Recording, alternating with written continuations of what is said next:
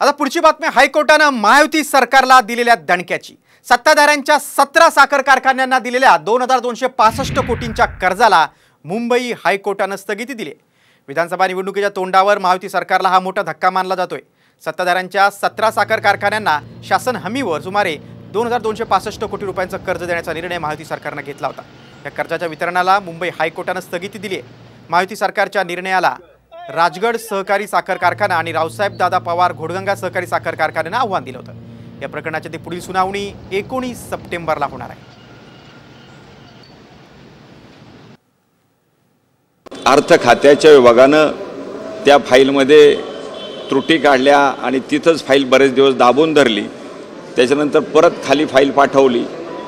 Commissioner of शुगरकडे पण ती file बरेच दिवस तशीच दाबून ठेवली। मग आम्हाला कसा न्याय मिळणार म्हणून आम्ही खरं माननीय हायकोर्ट यांच्याकडे आम्ही याचिका दाखल केली।